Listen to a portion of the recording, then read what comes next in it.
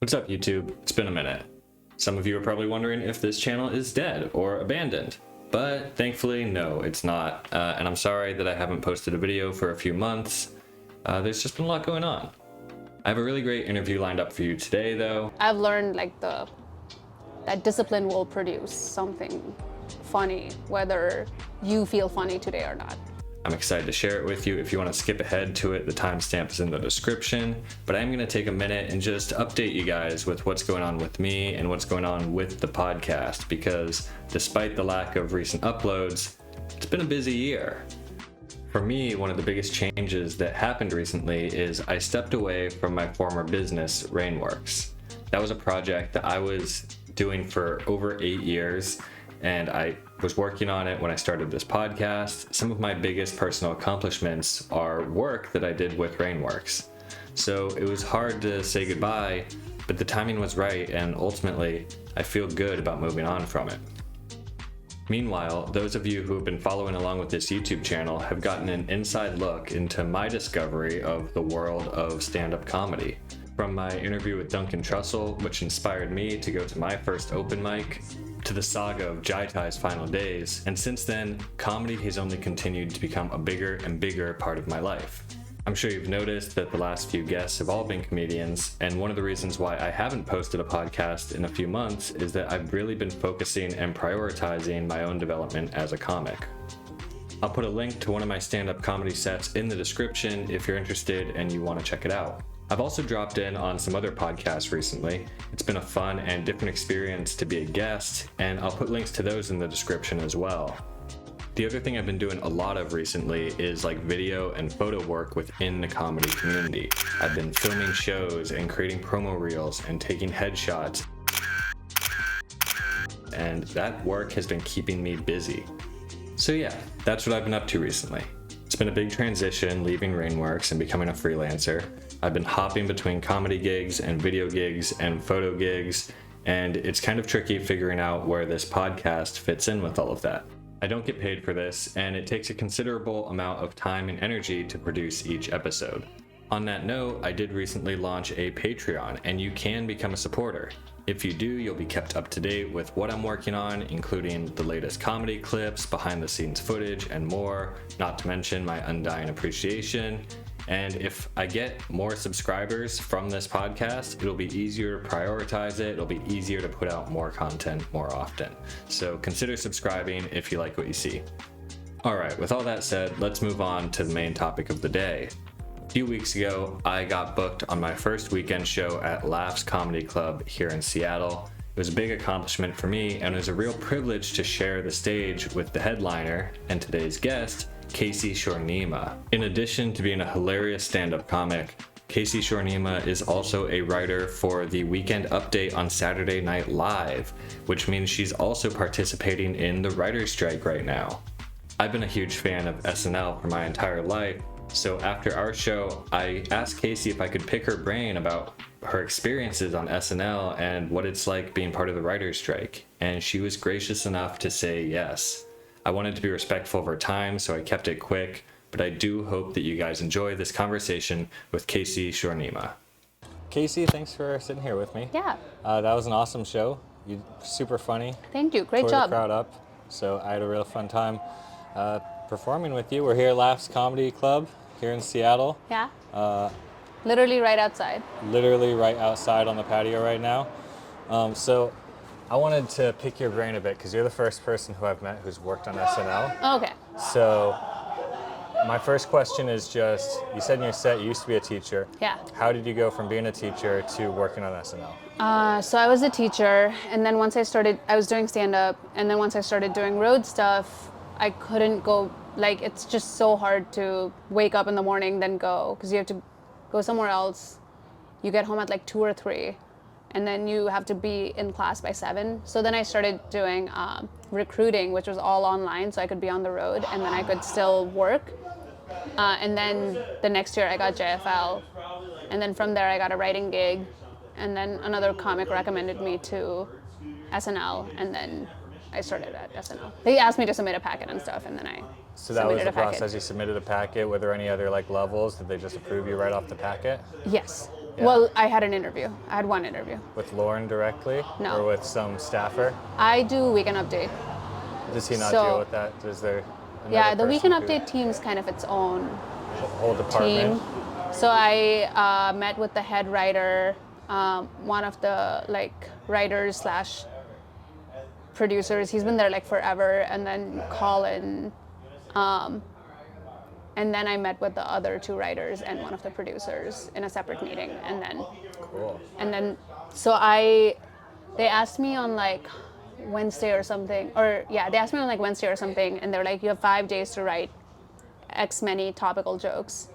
And it can wow. only be from today to the 5th day. So it has to be from these days. So you can't like have a packet ready. And then I submitted on like a Monday, and then I had an interview on Tuesday. And then Tuesday night, I think they called me to say that I got it, and they were like, when can you be here? And so I was there on that Thursday, and then that Saturday was Wow, my first they move show. fast, Yeah. living up to the reputation. Yeah, yeah, they literally, I was like, how did you not have someone? What were you gonna do? Was that something you always like dreamed of? Were you always like, I want to be on SNL, or was it something that just kind of came about? It wasn't something, because I kind of got into stand-up just sort of, you know, you kind of like start doing something and you're like, oh, I'm good at this, so I can like keep doing it. How long ago did you actually start stand-up? Like 5 years. Okay. Yeah. And SNL was like not even really a dream in the way that I was like, it's so lofty that I don't, you know, like I don't dream big. I usually just do like, okay, what do I do next? What do I do next? What do I do next? Right. So I hadn't even thought that I would ever be in a position to write. Like I'd only been writing for a month before that, so I didn't have any sort of like ambition towards it. So when did you actually start like working for SNL?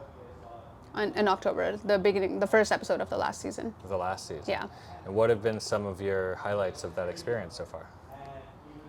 I mean, I really like the update team. They're just like, we're in our own office and we spend all day together, and it's only like 5 of us. And so you just spend, because really you spend like, if you think about it, if you're there for 10 hours, you spend like maybe 2 actual hours typing and writing. Right. The rest of the time you're like thinking and talking. And that's been really cool to just talk to like the nicest, smartest people I've met. They're just so sweet, so supportive, and just super, like actually genuinely like supportive and nice. So it's been really nice. Yeah. So with the writer's strike going on right now, is everything's just paused, right? Yeah. Are you like, do you consider yourself actively striking? Like you're Yeah, obviously I went you're to picket touring. yesterday. So so you're like touring as like your thing to do while that's Yeah. being worked Well, like out? when I tour, I only do weekends. So Yeah. when I'm there on the weekdays, I try to go picket twice a week. Wow, what's Yeah. that been like so far? Pretty chill in the sense that nothing dramatic happens there. Yeah. You're just kind of trying to get your voice heard. Yeah. But you have to keep doing it, because if you stop, to be honest, like last month I was traveling like all month, so I wasn't even there for the weekdays. But when you are there, if you don't go, then you're kind of like, then everyone's gonna stop going. It's kind of like voting, where Yeah. you have to do it and hope that other people also do it. For you the know? solidarity, yeah. It seems like a really crazy position to be in, to like get this dream gig. Like you're working Right, on the writing yeah. staff of SNL, and then the strike happens, and it's Yeah. like, oh, I Well, finally we only got missed it, but now. 3 episodes. Okay. So SNL was at the end of the season anyways. It seems like it's gonna probably go on into the next season, though. From what it looks like from the outside, do you think that's true? I don't know what's gonna happen, but they restarted negotiations today. Okay. So Hope for the hopefully best. something good, because they'd stopped negotiating since like the beginning, Yeah. which is why we've been like striking. And then today they started again. So Was it like in terms of, I know obviously like the, unions organize it, but like, how did you hear about the strike? How did you, like, was there like deliberation between you and the other writers? you have of to like, vote. should we, so were so you part we of have that to vote as vote well? to strike authorize. Okay. And like 97% of writers voted yes. Wow. Over all of America. That's super cool. So everyone was on board with the strike, I think. In terms of like balancing like your own personal writing and SNL, do you ever like, do you use jokes for both? Or are you like, this is an SNL No. joke, or this is a me joke, or like? Yeah, I would never use something I wrote for SNL in my writing, just because everything in my stand-up is personal, and everything in SNL for Update especially is completely from the news. Yeah. So there would never be a place where I would be like, you know, my personal life intersects with like Donald Trump's scandal. You know, Sure, so it yeah. never, and I never use like political material in my. Well, just like from the set you did tonight, like the Lizzo joke's a good example of something that's topical. Like right now, Like, this week, right. that seems like that would fit in fine with Weekend Right, Update. but I'm not writing right now. So right now, so you're not. But I like, also I'm not can't gonna use that say in my regular act. Yeah, because by the time that's you so start topical. again, That's it's the thing with dead. Update is anything you write, it'd be crazy to use it for stand-up because it's like so topical. It's It's gonna be literally done from the next week. week. Like the things we write on Monday, usually it's like by Saturday it's not relevant Yeah. because there's so much more news. So it's literally not even relevant for Update. Have you run into like a burnout because of that? Like I know how hard they work famously at SNL. Is it? I wouldn't Is it worn you say out? burnout. I have learned a lot of like discipline to be like, you know, a lot of people talk about like when inspiration strikes, but there is no such. You just have to be like, I have to produce this many jokes today, and you just do it. So I've learned like that discipline will produce something funny, whether you feel funny today or not. Totally. There's not like every day where you're like, oh, I'm hilarious today. Sure. But you have to produce X many jokes every day. So Yeah. In terms of like what you look forward to, are you more like I want to do stand up forever, or are you like I want to be more in like writing rooms? I'm gonna do stand up forever. Stand-up's the thing, yeah? Yeah. And SNL is just the side gig, huh? Well, I'm gonna do SNL as long as they let me do SNL. Yeah. But it's such a good gig because we're working 22 weeks a year. And if you're on the road the rest of the weeks, then that's what a regular stand-up would do anyways. Yeah. So it's like a pretty They good complement gig. each other. Yeah. Yeah. And like on the weeks you're working, you're in the city, which is good because you can work in the city. And in the weeks you're not working, you can still work in the city and then you can go do weekends, which is like perfect. Like that's Yeah. what you need. Awesome. Well, I don't have a whole lot more questions for you. I just wanted to take a minute and kind Yeah. of hear about your experience with the strike and with SNL. Is there anything else you want to add? No, the strike I think will be over soon. I think they need to, I don't know, sort of realize like profit isn't going to be hurt by giving us what we need. So yeah, I think it's going to be over hopefully soon. I don't know, So- probably not. We'll see. I hope Not they pay optimistic you about a anything. ton of money and we get SNL back soon. Well, like it's really just mostly like streaming things that are important. Yeah, and like the whole, like, it's like the whole... SNL has a really solid contract. Like we Yeah.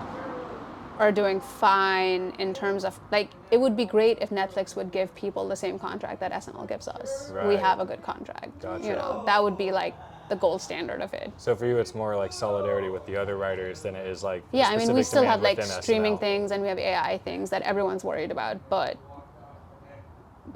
largely the problems are like that people aren't holding on to older contracts and stuff, you know. Yeah. I don't know actually what largely the problem is, but that seems like a huge problem to me, to be like, we're not going to give you a minimum, we're not going to give you minimum weeks of pay, we're going to turn this into like a gig economy, and we might introduce AI, and we might introduce like all these other problems, so Yeah. Well, it's super interesting. I hope you guys get everything you're asking for. yeah, we'll see. I'm sure we will. Well, it's been a blast. Yeah. Thank you so much for Thanks. doing the show and for taking a minute to talk to me. Yeah, of course, thanks. Okay, Cool. bye. Thank you. All right, so that was my conversation with KC Shornima. Thanks so much to KC for taking the time to talk to me, and thanks so much to everyone who watched the episode. I hope you enjoyed it. Personally, I really liked going out of the podcast studio and having the conversation just outside the comedy club. I feel like doing it on location makes it a little more dynamic, a little more engaging, and I'd like to do more of that going forward. So make sure to hit that subscribe button if you want to see what comes up next. And yeah, subscribe on Patreon if you want to support this podcast and support my creative endeavors as an aspiring comic. Thank you guys for watching. Till next time, I'm Zach Fisher.